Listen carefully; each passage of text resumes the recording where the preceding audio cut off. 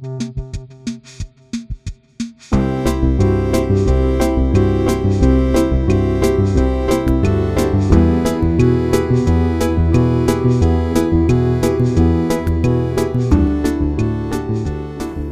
and welcome to the latest episode of It's All About Vinyl. My name is Mark Roland. And my name is Push. We're the co-founders of Electronic Sound magazine, which you could go and visit at electronicsound.co.uk/shop and see what we do. Stuff. We do loads of stuff. We Monthly do magazine. Mags. We do Records. Books. Yep. CDs. T-shirts. Print. Mugs. We do mugs. I must get the modular mug. Oh yeah, we've got a modular mug. That's actually proving to be the best-selling mug. It looks really good, but we don't have one in the office at the moment. But I'll get one in so we can show it off. Yeah, just go and have a look at electronicsound.co.uk because there's stuff there that you'll probably like. So we're going to talk about. We've got a little bit of feedback to get through. Yeah.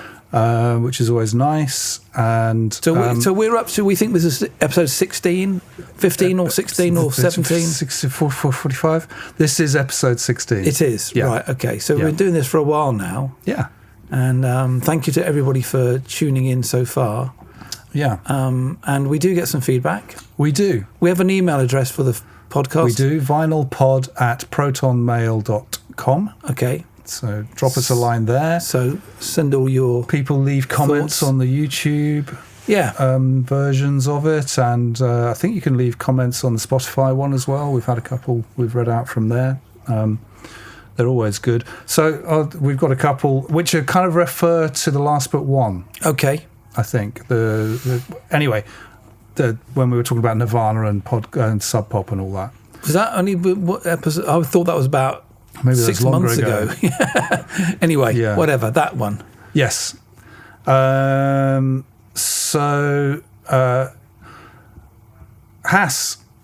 Galani wrote, funnily enough, Hass is a distributor, so we get records into the shop. So he listens to the podcast as well, which is that's good. Great, yeah.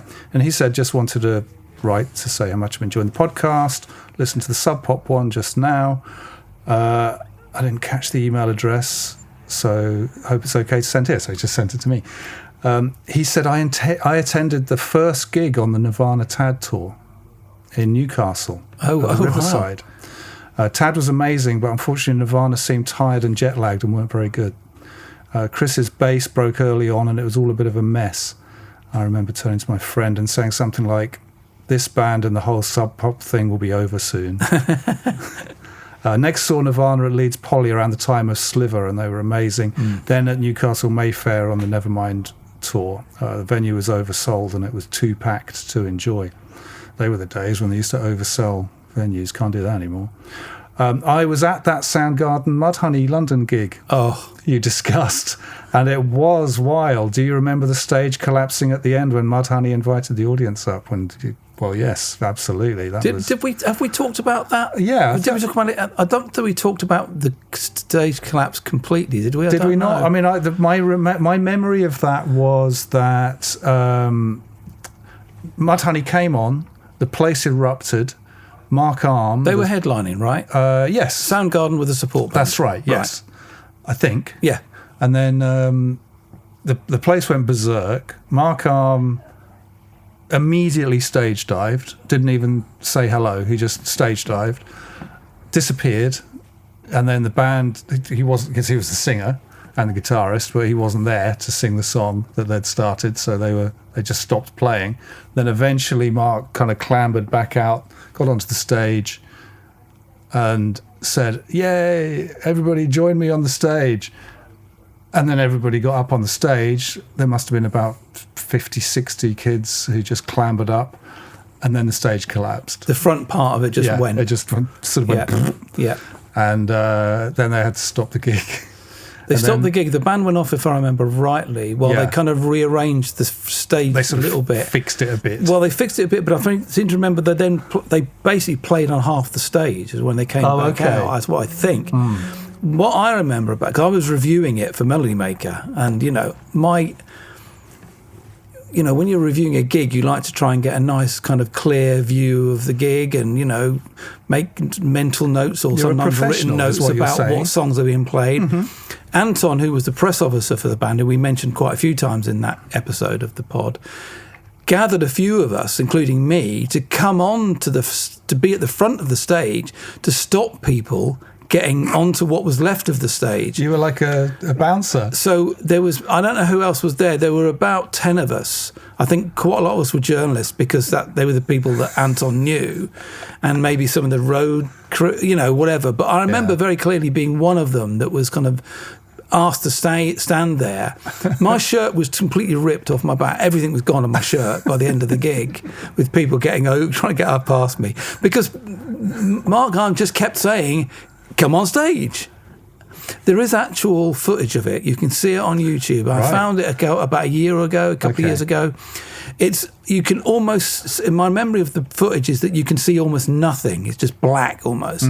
But you can hear the chaos and the crowd. It's a crowd recording of it, and it's worth watching or listening to. Incredible. My memory of it is standing quite near the back with you. I was at the back when Soundgarden were on. and then this, I just remember standing there and this happening and laughing because it was just so brilliant and absurd and hilarious. There is somebody one of the music photographers did a photo while stage diving of the band. And they were getting up onto the speakers and they were going, it was complete mayhem. Anyway, so yes, he also said, also enjoyed the early episode concerning music papers. First music paper I bought was a copy of Sounds in early 76. I was hoping to find something about Queen, but what I got was a 6-page special on a band called Black Sabbath, a 5-star review of Station to Station, and a live review by Patti Smith of an odd-looking group called Television. Oh, wow. Life changed. So wow. That's what Hass said.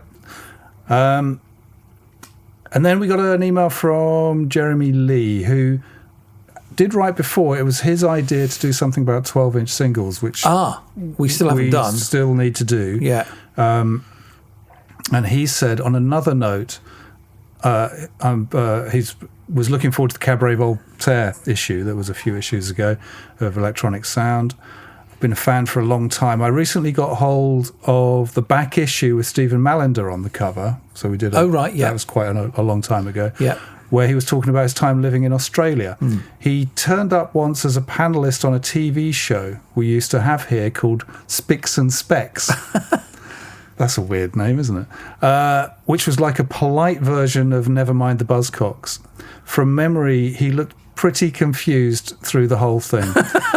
There are also a host of fantastic 12-inch singles in the Cabaret Voltaire canon as well, of course. I Want You, Sensoria, James Brown, Drinking Gasoline, and the earlier Rough Trade ones, Eddie's Out, Walls of Jericho, 2x45. All fantastic records. Well, yeah, I concur with that, Jeremy. But yeah, what's it called? Spicks and Specks. Spicks and Specks. Spicks and Specks. Do you think Specs is X-ray Specs? Would it be with an X? He spelt it CKS. So. Oh, okay.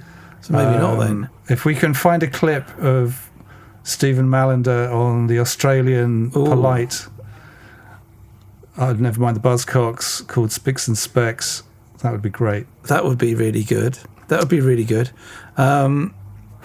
had one to my Blue Sky from, and I'm just going to read this one out. Sorry, I'm probably interjecting. Not at all. Do you have others? No, that's it. I'm done. Yeah. From Ivy, and this is to me, and he says, I'm still puzzled by the pod push. Electronic Sound mag, but bit prog rocky, ? All about the vinyl, but ... not ?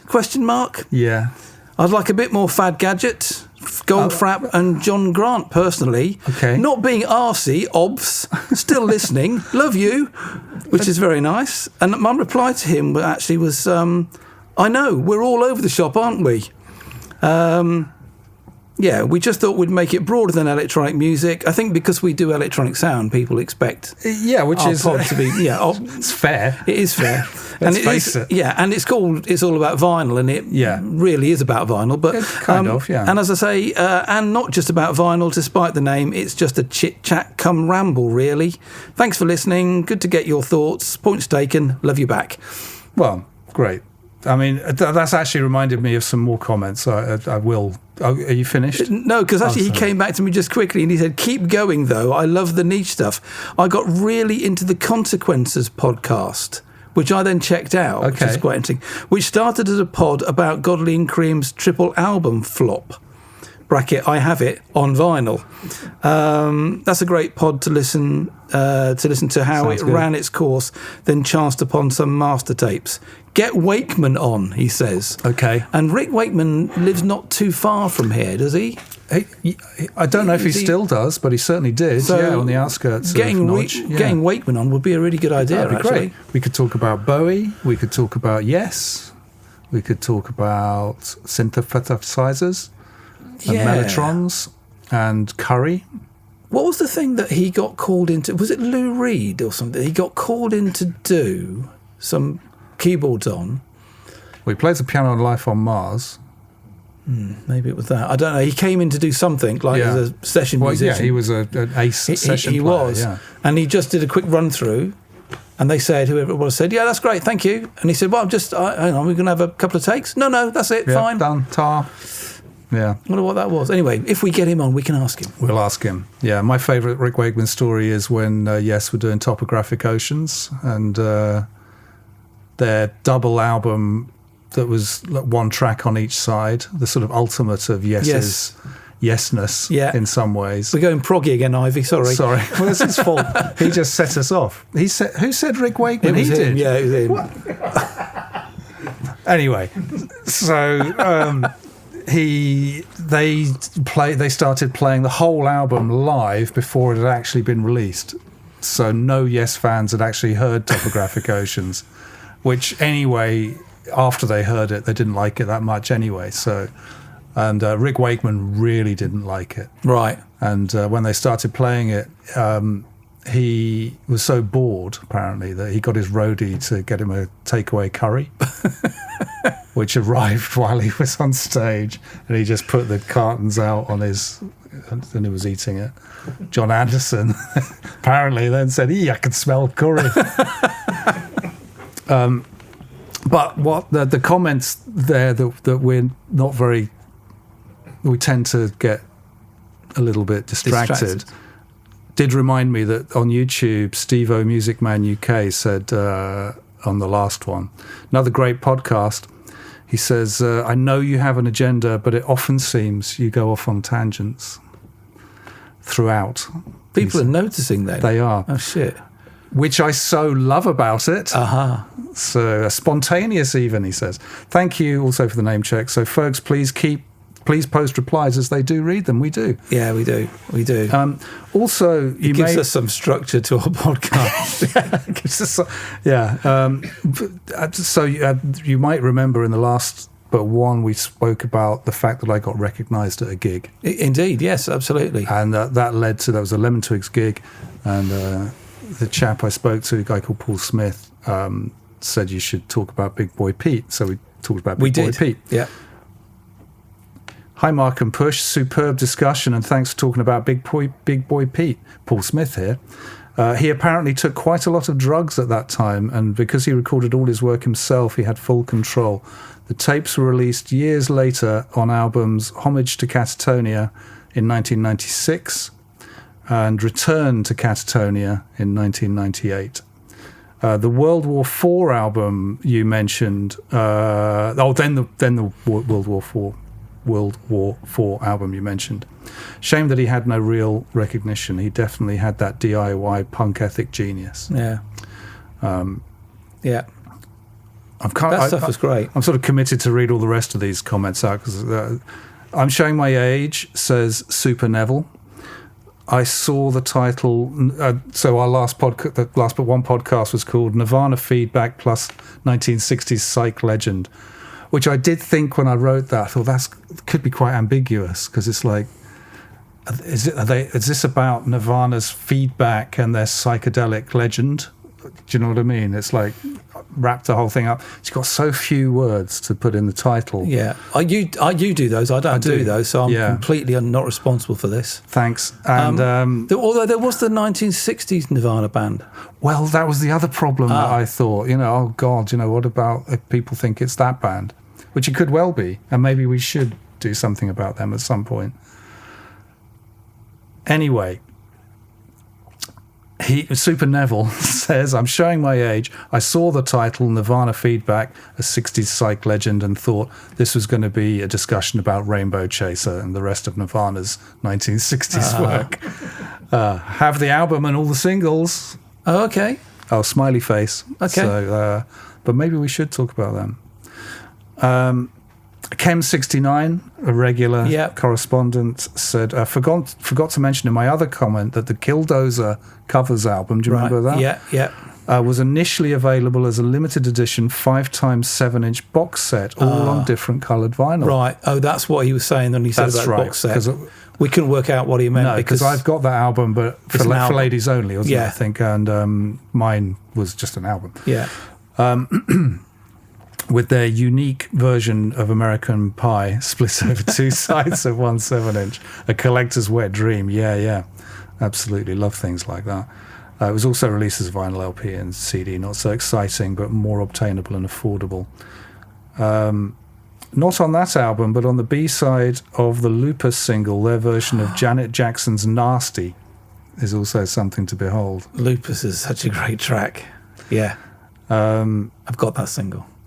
Also, Chem69 goes on to raise a point of order. Oh. Vinnie Jones covered Wooly Bully. Yes. Originally by Sam the Sham and Pharaohs, not Hully Gully by the Olympics. No. You got that confused. I did. And actually, we did realise that afterwards. Well, yes. You realised that afterwards. But not on air, so to speak. No. So, yes, quite right. My bad. Talking about Wooly Bully... Have you ever heard the Eddie and the Hot Rods version of that? I don't think I have. Oh, that's brilliant. I so love Eddie and the Hot Rods. You do, don't you? Such a great band. Well, maybe we should talk about Eddie and the Hot Rods. Well, we'll add it to the list, shall we? Yeah. He says they are fairly interchangeable, mind. I believe Sam the Sham based Wooly Bully on one of the many Hully Gully Dance Craze records, by the way. Right. Oh, by the way, has anybody noticed the similarity between the two blokes with the tea towels on their heads and Enchaîné de Poitrine? Oh. I think we should be told. Oh, that's interesting. Oh, right. Okay. So maybe... Yeah, it could be. Yeah, it could be. Perhaps we'll never know. Okay, well, that was a very successful feedback sesh, wasn't it? Thank you very much. Keep them coming because you'll keep us on track. Yeah, you need to keep us on our toes because we're dreadful, really. Okay, so just to carry another thread on with Nirvana and the new issue of Electronic Sound with Scritti Politti on the cover, right? The article that we talked about in the last episode, Mark Jenkin, the filmmaker. Yes. Who makes his own tape loops inspired by Eno. His new film, by the way, is called Rose of Nevada. I've not seen it, but I must check it out. It's very inspired by Delia Derbyshire and Eno. But in that interview, he goes on to describe when he was a young music fan, growing up, I think, in the southwest of England, and... how very tribal the sort of music affiliations were, and that there was sort of one bunch of people who were listening to grunge and Nirvana, which is what sort of connected it to what we've just been talking about a bit, and another group who were more Manchester guitar bands. Yeah. Never the twain shall meet. These were two, as far as they were concerned, they were not, you weren't allowed... Right. One or the other. Make a choice. Bit like I do remember when I was a kid, Slade or T-Rex. Yeah. Which is it? Well, I know what it was. We were both T-Rex. I loved T-Rex, but I also loved Slade. Yeah, I didn't. I did love Slade, but T-Rex was the main. I did event. later, yeah, but not at the time. Maybe I kept it a bit quiet about the Slade, possibly. Okay. Maybe the T-Rex was the real deal. But that kind of. So he says a few years later. This is the point I'm getting to. This is the feature. This is in the feature. He's chatting about just talking about his musical youth. He met up with a mate a couple of years afterwards and confessed to his friend. He says, I confessed that he'd been listening to Nevermind, and it's quite good. He said. Right. Whereupon his mate opened a cupboard door.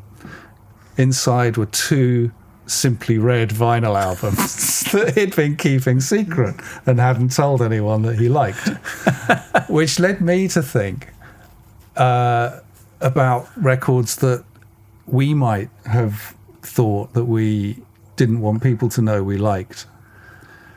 I can tell you, I've got 3. Okay. Have you got any? I don't know. So these are records that were really not hip to like, then, is that the point? Or yes. Not hip amongst your group? Yes, exactly. Yeah. So records that you just really loved, but you weren't really going to keep them at the front of your collection and tell your friends right. that, have you heard the new, it's great, because they'd go, what are you doing listening to that bollocks? I'm guessing that what Mark Jenkins talking about would have been, he was probably of an age, maybe kind of 16, 18, something like that, when some new kind of genre comes bursting through, or some new group of bands come bursting through, and they suddenly, everybody in your group are really into that thing. And there is almost like a kind of a year zero thing that happens at that point. That's where right, everything before it is irrelevant and embarrassing. Yes, and you it has don't to want be to know. destroyed. You have to get rid of it. Yeah.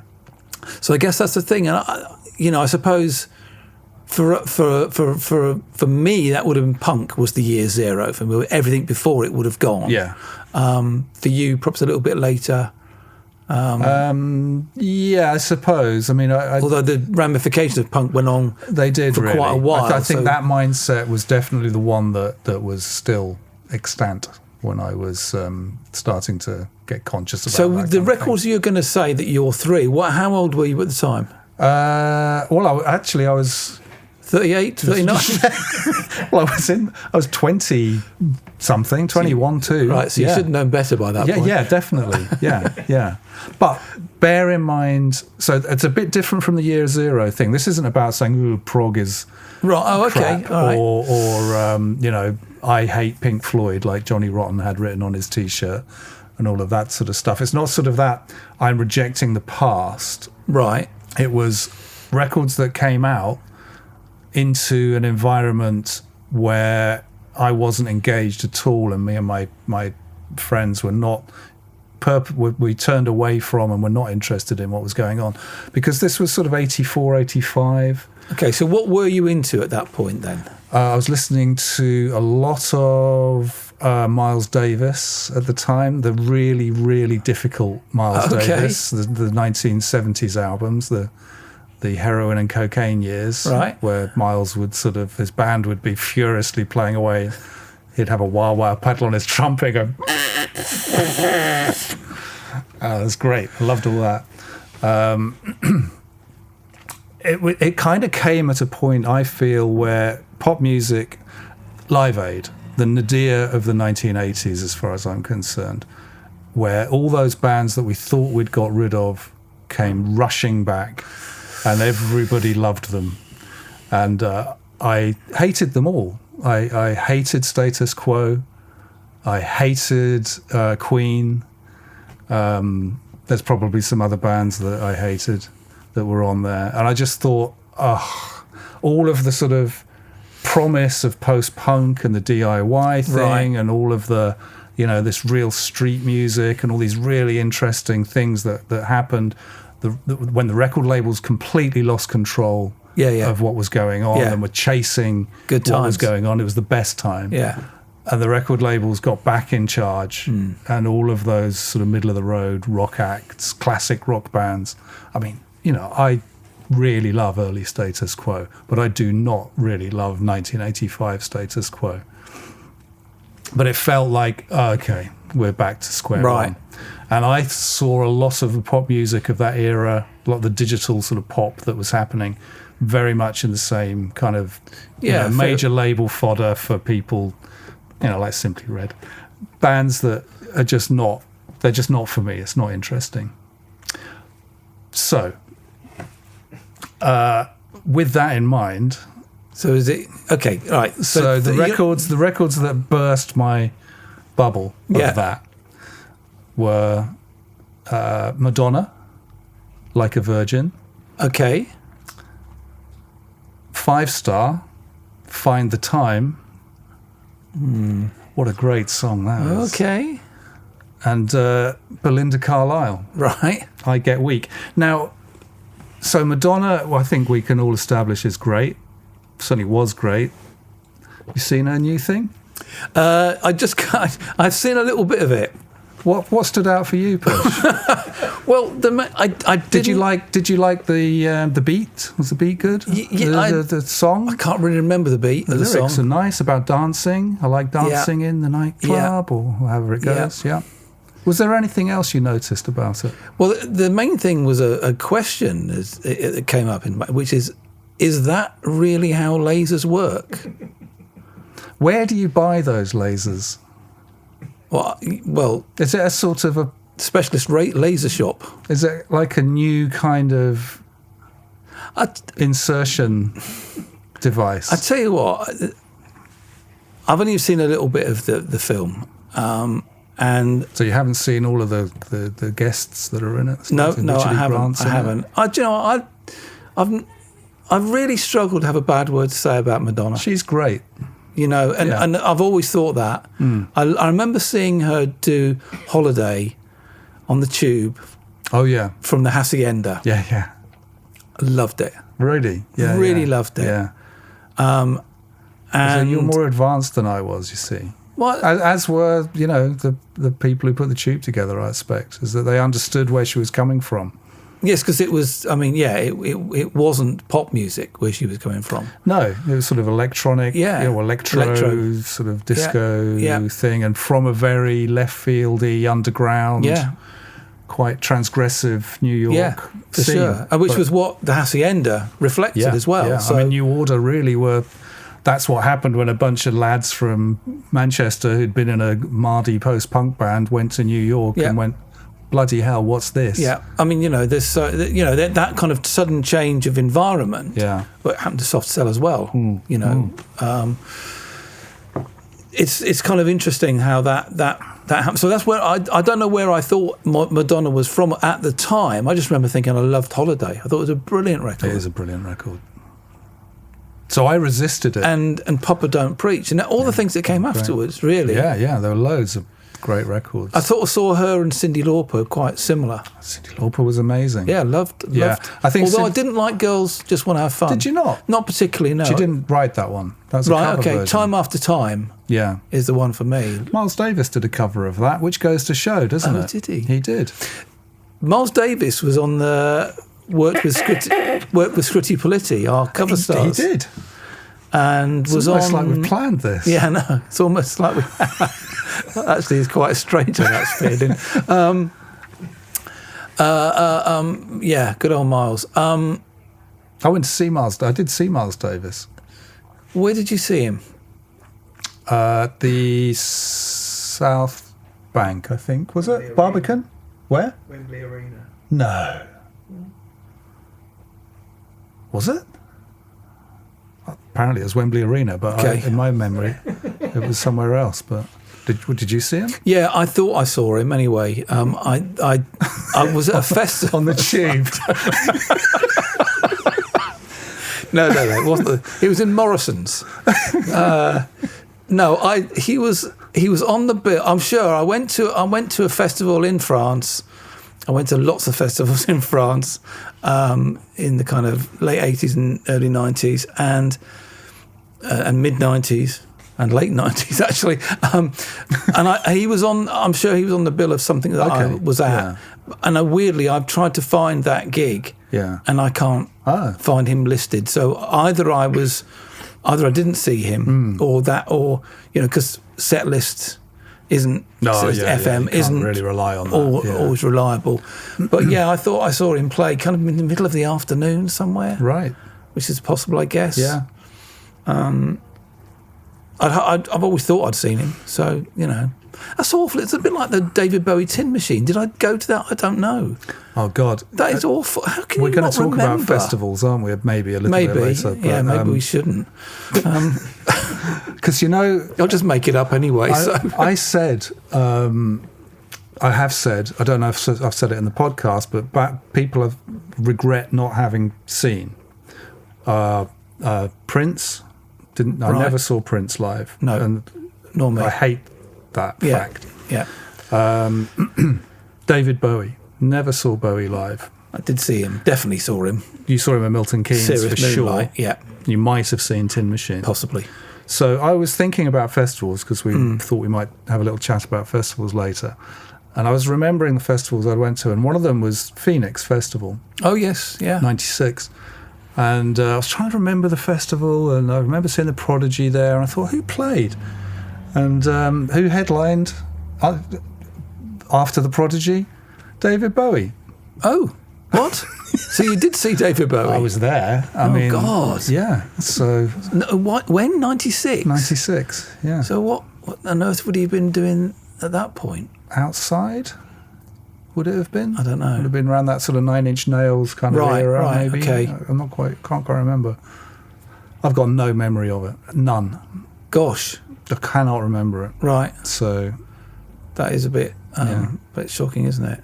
But we'll come back to that. I had Prince, somebody that I vaguely knew from football, going to Brentford football years ago. He was a lawyer. This guy, I didn't really know him that well. Went to a few games. He was kind of part of a crowd over the course of a few months, and he was a massive, massive Prince fan. And he had a good job, and he could afford to do this. He went to see Prince in Minneapolis play for 2 weeks. That's a long set. Playing 2 sets a day for 2 weeks. Crikey. This is my memory of it. I probably, if I looked it up, I only probably played twice or something. But my memory is that he told me he went to see 14 gigs over 2 weeks. Wow. No, it would have been 28 gigs, twice a day, a matinee and then in the evening. And Prince did not play the same song twice. And I think that, and he said that, the musicianship of the guy. And I was just thinking, and the musicianship of his musicians, because they had to play those songs, They'd have to remember So repertoire. I'd love to know whether that's actually true or not, whether actually Prince actually did that, or whether that's a load of bollocks he was telling me. But if anybody out there went to see a run of 2 weeks of 10 gigs a day. And if anybody saw Miles Davis at a festival in France sometime in the 90s. Or at Wembley Arena or the Barbican or wherever it was. Or Bowie 86. At Phoenix. Yeah. If anybody was actually fucking awake and paying attention to some of the gigs they went to. Yeah. Did you go to just let us know. Did you go to some of the gigs that we went to? What was it like? Was I there? I'll tell you what, that's the thing about, because when I'm on podcasts, I have read out bits of reviews. Thank God I've got that, because otherwise I wouldn't know. Well, when I was at Melody Maker, I always thought this will be like a diary. This is my diary of the era. And then in the late 90s, early 2000s, I think, when I moved house, I thought, I am not moving that massive pile of music papers again. I'm chucking them away. It's fine. They're in the archive. I can access them. It'll be all right. And then, of course, Melody Maker closed down. Yeah. And God knows where the archive is now. So I don't have... I've got some of my stuff, right, but not lots. But I can't. I kept all of my stuff. I've got 3 or 4 copies of every. Really, you're much more the archivist than me, aren't you? A hoarder. I think that's the word, actually. Really, obsessive. Right. Yeah. Is it a problem?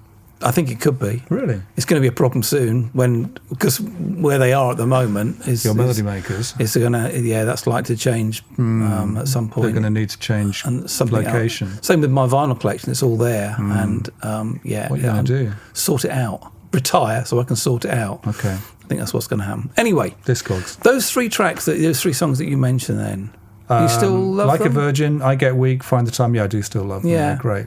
Yeah. And Madonna, like you, I think Madonna was really great. I think she might have gone off the boil a bit. I was a bit put off by the Graham Norton thing. I don't know if you saw Didn't that. see it, no. It just felt like one of those very choreographed, very famous person controlling a media interface experience, which felt very awkward. I had to switch it off after like 3 minutes. The thing is, what do you expect her to do? Of course she's going to do that. I suppose. Or want to do that. And why wouldn't she? I mean, I would say if I was advising Madonna, which, she could get in touch. I'm open to discuss that with her. I would say, I think what you need to do, Madonna, I mean, do you remember when Madonna was really famous because she had beautiful blonde hair, dyed blonde hair, and that was her look, and then she dyed it black, and it caused such a big deal. Yeah. She kind of inversed people's expectations of who she was and what she was going to do. It's part of what made her so interesting. I would recommend that she did something like that again and said, well, look, don't do the big, I'm the big Madonna. Do something much more personal. Here's an idea, actually, Madonna. What you should do is an interview with Electronic Sound. Oh, that's an interesting idea. We'll put you on the cover. Yeah. Do a 7-inch of some really obscure electronic deep cut that you've never let anybody listen to ever before. Yeah. And I think Paul McCartney should do this as well, by the way. Yeah. And that would be my media advice. Don't bother going on the telly. Everybody's seen Graham Norton interview pop stars and Hollywood stars. Do something really unusual. She should probably start a band called Tin Machine and start playing a few venues, and then nobody would know whether they'd seen her or not.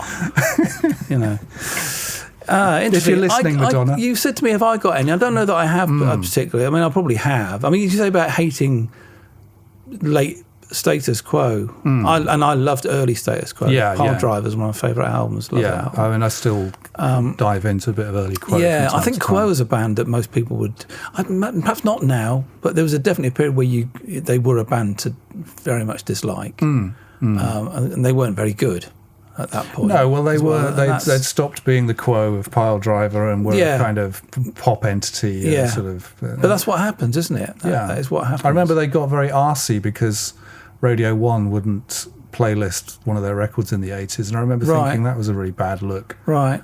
That they kind of felt that they were entitled to being playlisted by the most popular radio station, when it's like, well, maybe it's time for Radio Quiet now, boys. Radio Quiet. Very good. I can't have a bad word to say about them, really. It's like Madonna, same thing. You're in the army. Yeah, that was awful. Now, all right, that was not good. That's a betrayal, Push. That's what that was. Yeah, it was. That's not Caroline, is it? Or Paper Plane. I tell you what, I'm going maybe next podcast. I'm going to bring in what is the very, very worst Bob Dylan album. Okay. I mean, if I was of a witty frame of mind, I would say, well, that's a difficult choice. Lol. Ooh. But, that would just be saying it for the sake of it. Yeah. I think most people, most Dylan fans, which I am a bit of a fan, not a huge fan, but a bit of a fan, I think most Dylan fans would say this was the worst Dylan album. Okay. But it contains what I think is the best Dylan song. Ooh. So there you go. There's an interesting potential thing. A brilliant song off an otherwise dreadful record. Yeah. I wonder if we can dredge many of those. We could probably do that, yeah. I mean, I remember we talked about Bowie and our favourite Bowie albums, and I think we did a top 5 of Bowie albums, didn't we? Did we? Maybe we didn't. I don't think. But I remember talking about the fact that yes, we did. Yeah. I think Driving Saturday is my all-time favourite Bowie song, but I don't particularly like Led Insane, the album that it's on. Okay. Not hugely, anyway, so. Yeah. I think that's possibly a bit of a minority opinion. About Led Insane? Yeah. Yeah, I just think it's not the one. It's not. I would go to 3 or 4 other Bowie albums before I went to Loud Insane. Yeah, but I don't think you could call that like it's a bad album with one good track. No, not at all. No, I'm not. I'm not likening it to this Dylan album. But okay. But that whole thing about good, really good, great things, inhabiting a world surrounded by shit, effectively, is quite interesting, isn't it? Yeah. But yeah, diamond in the rough. Tribalism, that's quite interesting as well, though, that you feel that you need... So you didn't tell people you liked these songs at the time. You didn't... Like Paul, who you'd have been hanging out with at the time. It's a bit before I met Paul. Oh, okay. It was... I think it wasn't just other people. I think it was almost myself as well. It was like, I seem to like this. What's going on? What does that say about me? I'm not the person I thought I was. Yeah, and it was quite freeing to go, well, it's just really good and I like it. I don't like the world I imagined it was a part of, the sort of pop mainstream, which I sort of would reject on principle. Right. So you were too busy being Miles Davis in your bedroom. Being a cool guy. Yeah. It didn't seem to me to be kind of cool stuff, but I couldn't help liking it. And once I kind of realised that, I thought, well, it's just because it's really good, isn't it? And I bought the album, and the album was great. And it kind of opened... Did you buy a 5-star album? No, I only bought the 12-inch of Find the Time. Yeah, the albums, no. That's just a track. Belinda Carlisle is not albums either, but I guess Heaven is a Place on Earth and I Get Weak.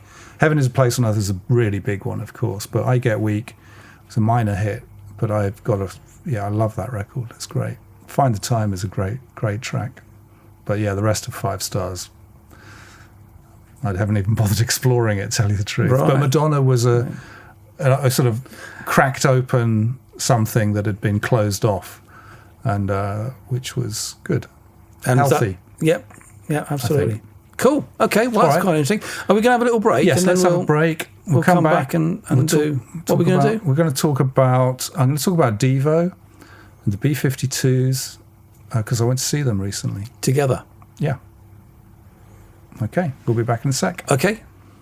If you're enjoying the podcast, you can support us by going to electronicsound.co.uk/shop and buying a back issue of the magazine, or you could buy a record, or there's some CDs there.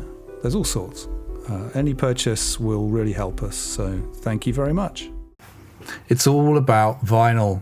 I've actually got a record. You've got a record, wow.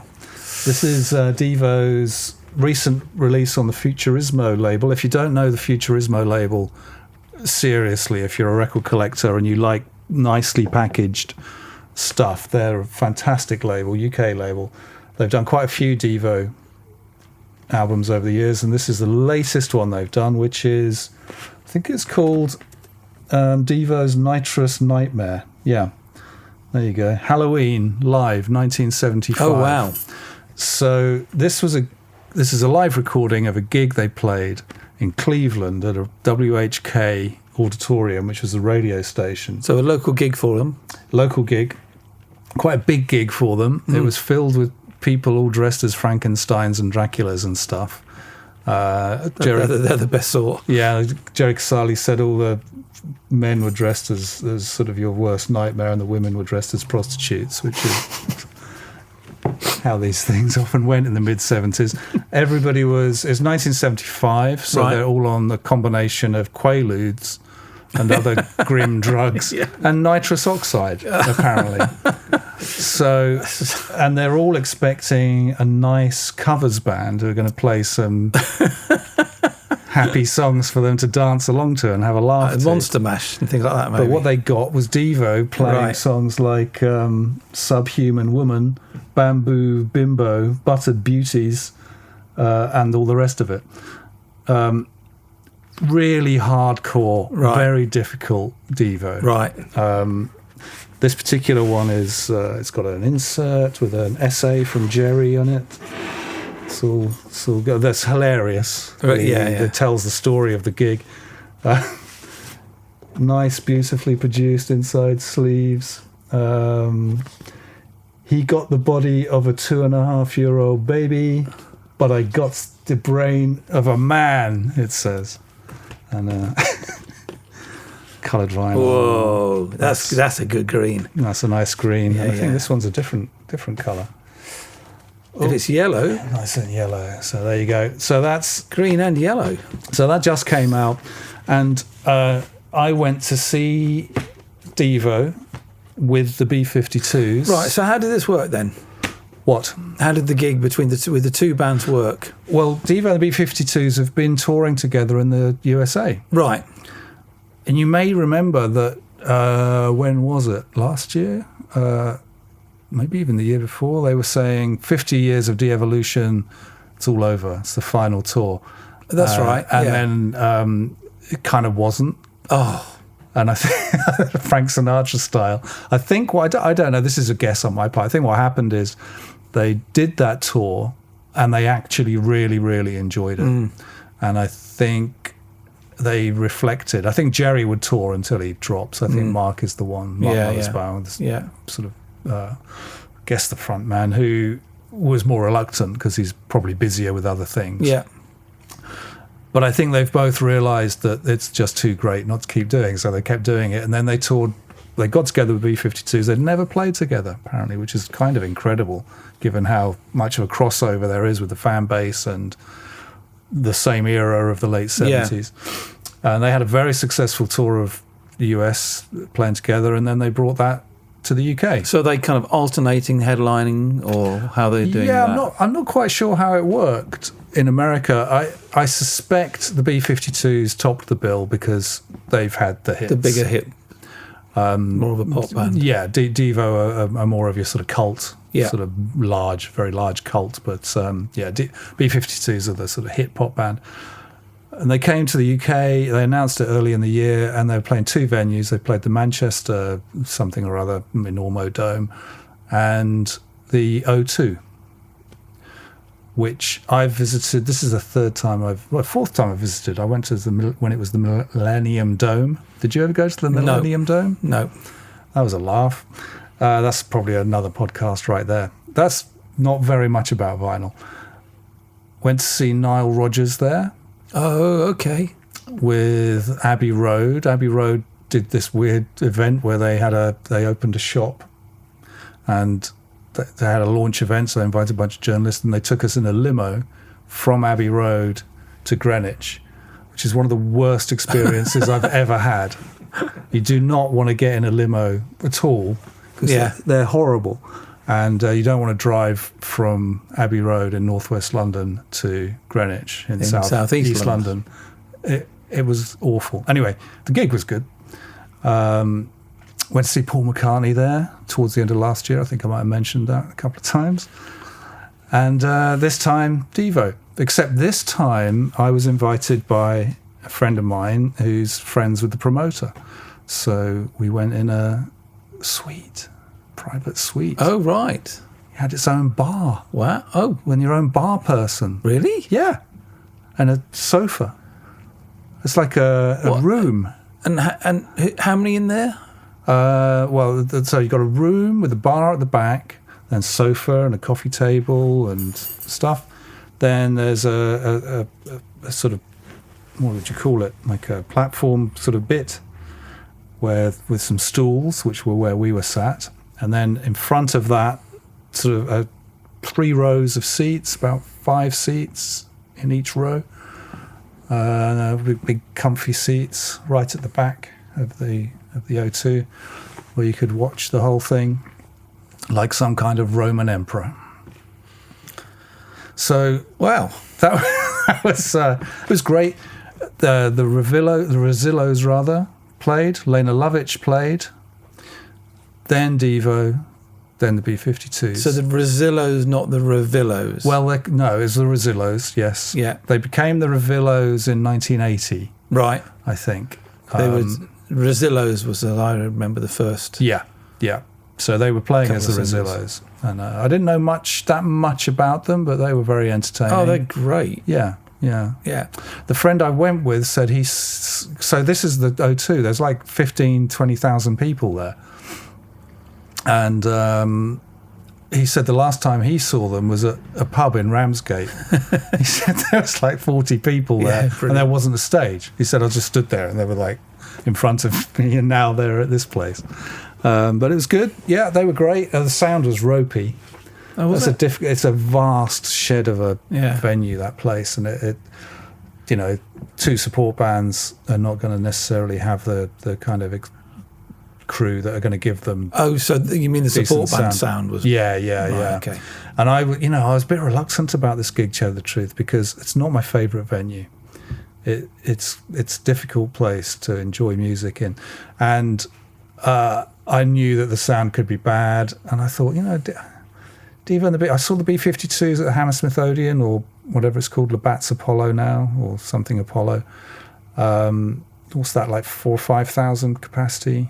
40, 45. Just a few years maybe ago. About 5, I'd say. Right, and that was kind of cool. And the last time I saw Devo, I think might have been there as well. But 15, 20,000 arena is a whole different... And it was full? It wasn't, well, yes, it was full, but they'd closed sections of it. So I think the capacity is 20,000. Right. I think they probably had about 15 in there. Right, that's pretty good. Which is pretty good, yeah. But I thought, do I want to see these bands in this environment? And it has to be said, I know I'm a Devo fan, but Devo absolutely smashed it. They were so good. The sound was so good. Right. Really clear, really punchy, very loud. And they were, the performance was really great. The only problem is I couldn't actually see them properly because they're so far away, because we were right at this box thing was at the back. So I had to if they didn't have the big screens, you couldn't really see them at all. But I guess that's the experience of a lot of gigs and festivals and things, isn't it? So you can't. Can't see what's going on. I would much rather see them in a pub in Margate. Exactly. People. Yeah. So it was great. B-52s didn't have the production that Devo brought an A game. Right. They really did. B-52s brought their hits. Yeah. So maybe they don't have to make so much effort. Yeah. One thing I really did notice is that Devo's opening film is this sort of montage of moments from their history, bits of video stuff and live performances over this electronic kind of building excitement noise, and it's really great, really effective. And then they come on and do their thing, and it's brilliant. B-52s came on, and they also had a montagey film with clips from their past, and I thought, okay. I think the B-52s watched Devo and thought, that's a good way of doing it, and did the same thing. So that was a very good gig. It was fun, and next time I'd rather they didn't play there, but I'm not in charge, like Madonna. They don't come to me for advice.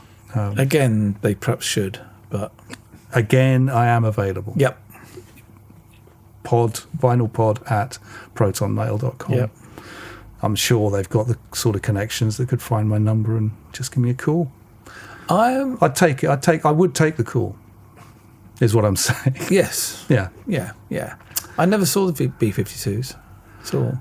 Well, I saw them the time I saw them at Hammersmith a few years ago. That was the first time I'd seen them. And I really like them.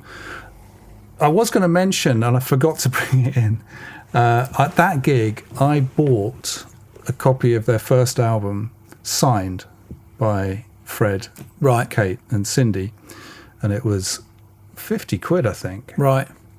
Just off the merch stall. They didn't sign it there and then. I didn't see them at all. And maybe that's another thing to discuss at some point, that I bought this signed album, and I like that I've got it, but I do feel it's a bit strange that, like, I remember Morrissey a few years ago was signing copies of his records and then selling them on the merch stall for stupid money, and I thought, I don't know if that's... Yeah. I don't know if I like that very much. I wouldn't buy something like that. No. I think. Well, I nearly didn't. Right. I literally walked out of the venue going, well, I'm not going to buy one of those. And then something in my head said, you should probably get one of those. And I went, yeah, I'll go and get one. So I did. But anyway, but the next day, or rather when they left the UK, not the next day after the O2 gig, but after they'd left the UK, the B-52s went and played on a festival in France. And on their own, this was all. Part of a festival, but so not with Devo. Not with Devo, yeah. And this was on June 28th, I think maybe was the next day. That there was a huge storm. They were 10 minutes away from going on stage, and there was a storm which hit the festival and completely decimated it, and a lighting rig collapsed onto all their equipment and smashed it all up. My goodness. Yeah. Fred Schneider put it on Facebook. He said, "This is not my usual content. This is very serious. Last night was a total disaster. The promoter knew there was a dangerous storm brewing and on its way to the Sea Trop Music Festival in Treloloi. Apologies for the pronunciation. Lightning, but still they were insisted that they set up. The tour manager said, let's hold off for 10 minutes just in case, because it's not really safe. Let's see what's going on with the storm. And then the storm hit, and the power went out, and it literally destroyed the stage. Scaffolding fell. He posted pictures. He plays a glockenspiel, sort of like a marching band glockenspiel, and you could see it on the floor with a sort of great big piece of equipment on top of it. So that was a pretty bad turnout. But it did make me think about festivals. What with this being the festival season, and there's no Glastonbury this year. No. Put me in mind of the festivals that we've been to that have been pretty rough on that front. Gosh, yeah. I mean, quite a lot. I mean, that's a sort of occupational hazard of an outdoor festival, really, is that you're outdoors. Yeah, and especially in this country. Yeah, well, yeah, but equally there. Pretty much anywhere. I mean, in the World Cup at the moment, if there's a storm within, 8 miles of a stadium, they postpone it. So the England match was postponed for an hour. A couple of weeks ago, yeah. No, there was that's right. Yeah, it was, wasn't it? That's right. And I think another one was postponed for quite a few hours because of this. Well, yeah, I guess. I mean, I think the problem with festivals and weather is that, what are your chances are that you're going to get beautiful sunshine for 3 or 4 days? As you say, particularly in the UK, but equally kind of everywhere. Some places in Europe as well. There's no guarantee. It's not California, is it? So it's I know I've been to some horrendous ones. What's the worst one you've been to? The worst one? Oh God. Probably a festival in Switzerland. Okay. Leysin, Leysin, which was up a mountain. Okay. Which doesn't help. No. I'm trying to think who. So remember we went. That was the summer of 1990. I spent quite a lot of time in Switzerland doing festivals. Tax reasons. No. Yeah, I wish. Yeah, you worked in Mulliamaker. You knew how much they paid. No, I was there with Richard Bellier, photographer, who I did a lot of work with Richard over the years. Still a dear friend of mine, and the Nirvana, when we did Nirvana episode, we talked about a press conference picture of them. Richard took that photograph. I meant to have mentioned it at the time and didn't. Anyway, Richard knew some people in Switzerland, and in fact he lived there for a while, and we would go. He was French, spent a lot of time in London, but then went back to France and Switzerland. And I went out there in the summer of 1990, and we did lots of festivals. It was the World Cup, Italia 90 was going on. That was all going on at the time. Mm-hmm. And I went backwards and forth there a lot and stayed there. We had a place we'd go to just outside of Geneva. And Leysin was one of these festivals. And we said we would go. And Richard kind of organised it. We went out there. And we had to get up this mountain, and it was, the weather started to turn kind of like lunchtime-ish. We drove maybe a couple of hours from Geneva, started winding up a little bit. Then we stopped in this village, and they said, okay, now you've got to get up to the festival, which was on a sort of a plateau, up a mountain.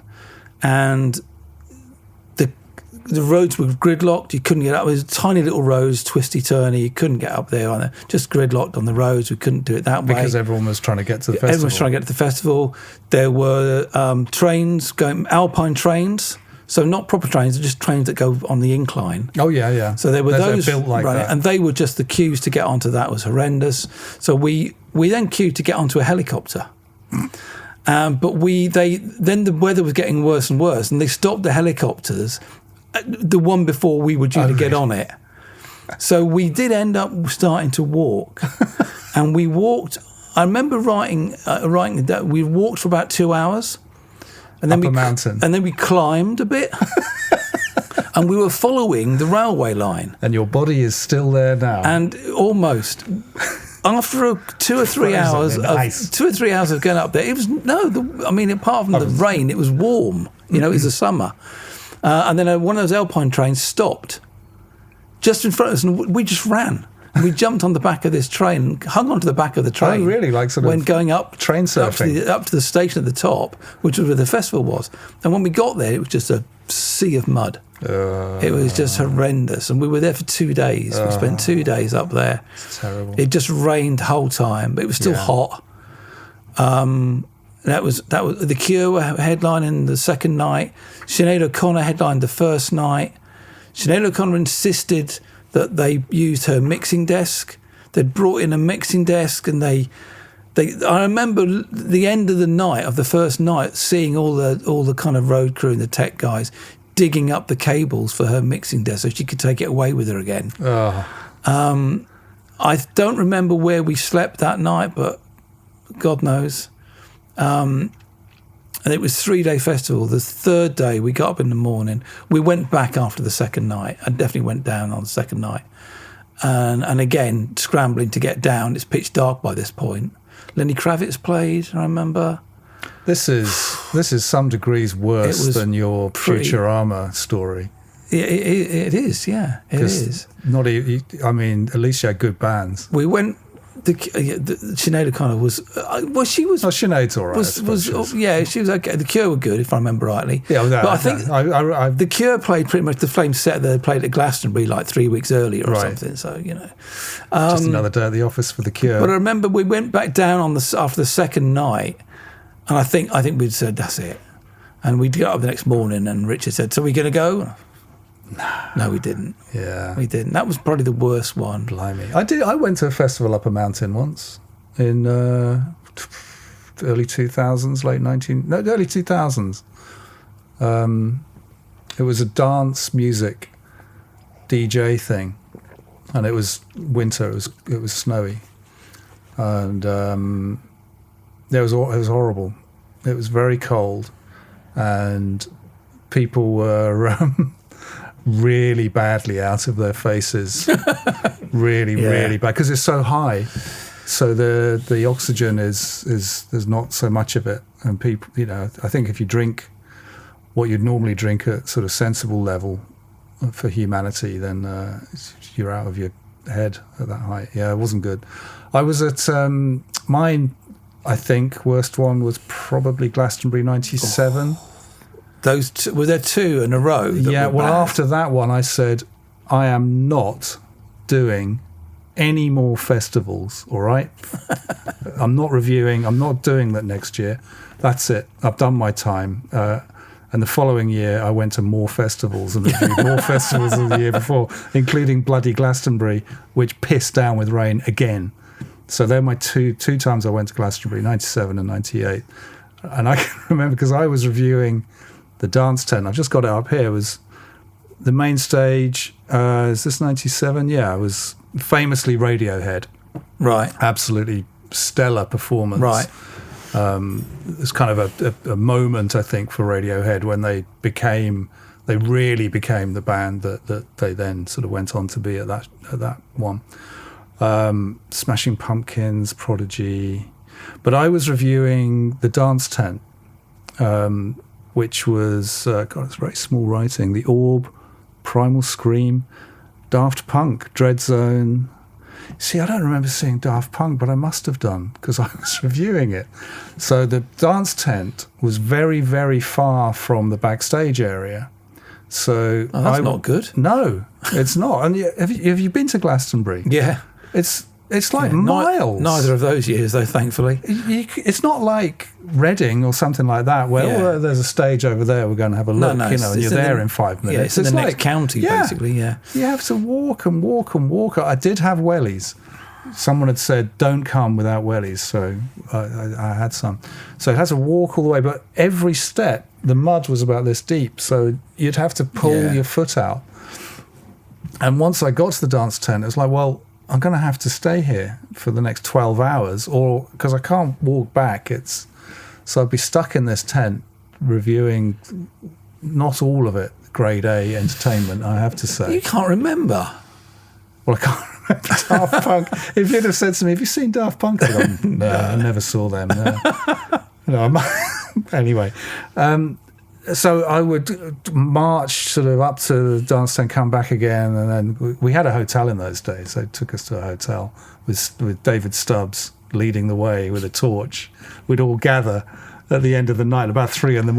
Everybody was a mess. You could just imagine. And he would be walking along, and we'd all follow behind him, and then get on a bus and get taken to the hotel. That soon stopped. And so I did that. And then the festival finished, I wrote up my stuff, and then finally got home back to London. I went to bed, slept for about 16 hours. And when I got up, I thought, got out of bed, stood up, and literally fell over. My legs just gave up.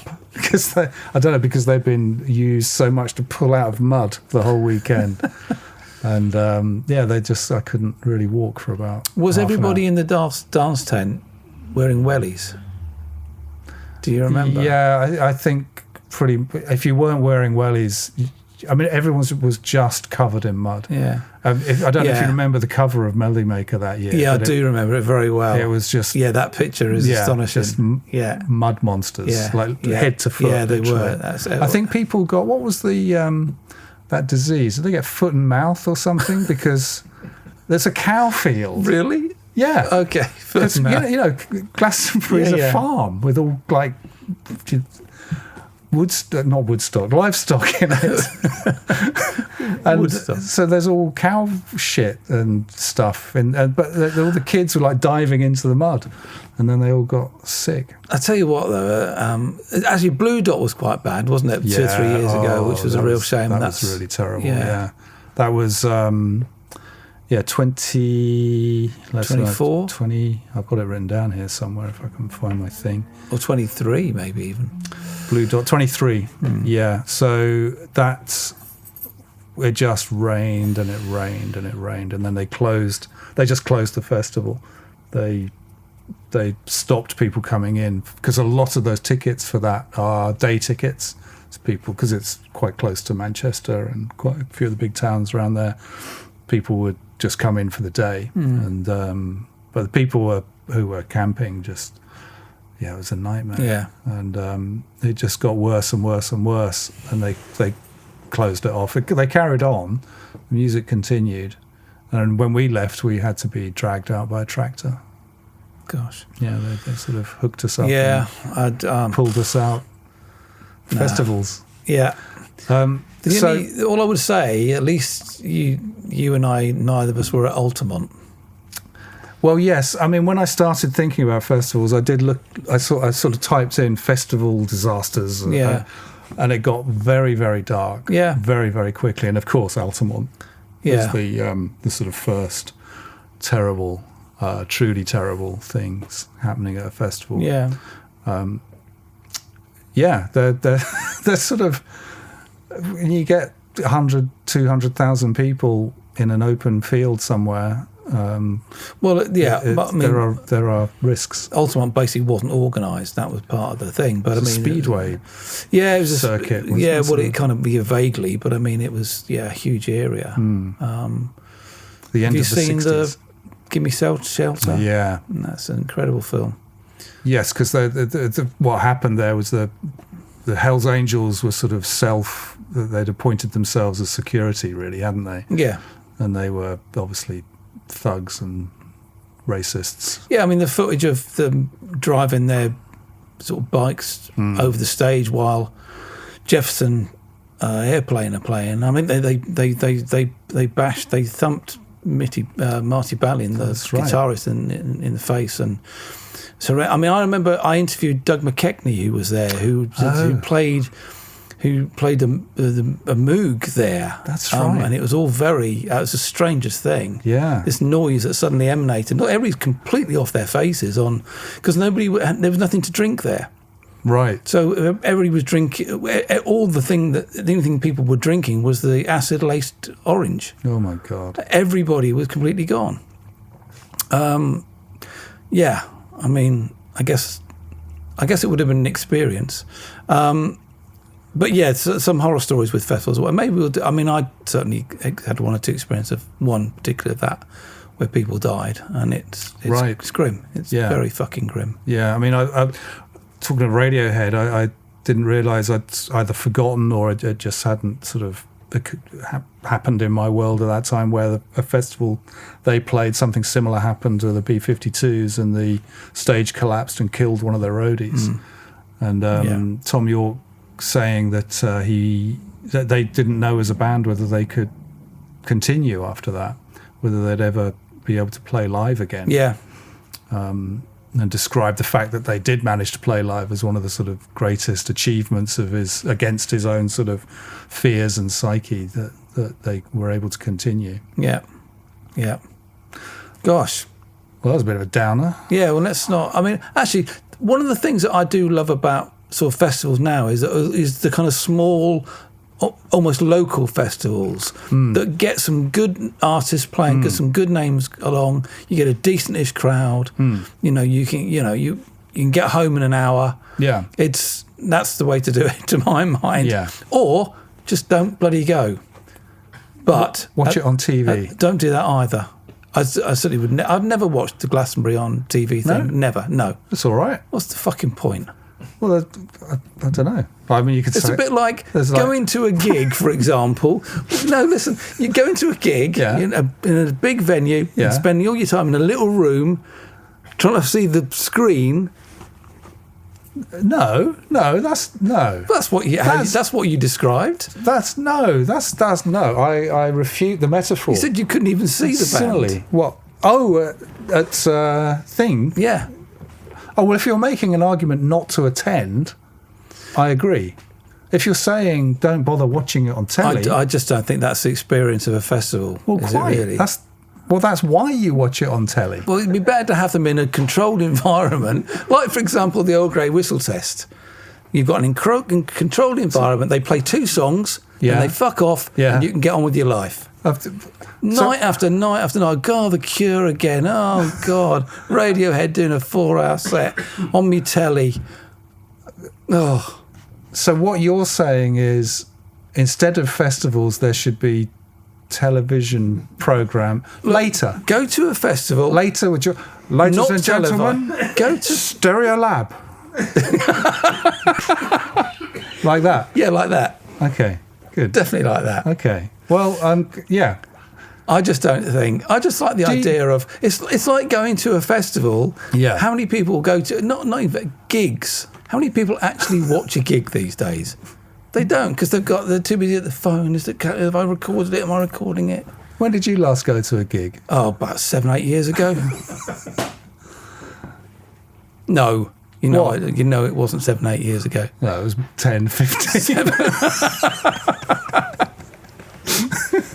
I was trying to think of the gigs I've been to in the last sort of 4 or 5 years. Yeah. Yeah. You know the gigs I've been to because I crap on about them in the podcast. You do, yeah. Yeah.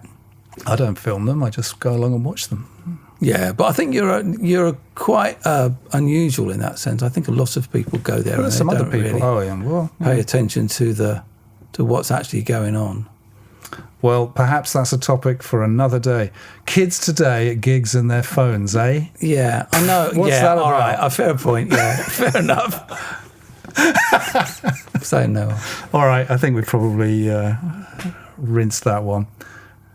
Time to say goodbye? Indeed. Okay, we'll be back again in a couple of weeks with a new one, and maybe we'll do that 12-inch one at some point.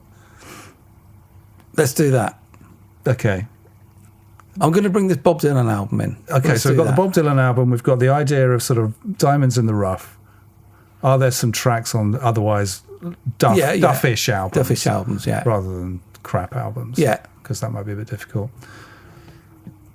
I think we should rescind the promise about the 12-inch, actually, because I think we need to do a lot more thinking and work on that one. And just in case in the 5% chance that we don't do that between now and the next recording. But we might. Okay. All right. Anyway, if you're going to a festival, keep your phone in your pocket and have a nice time.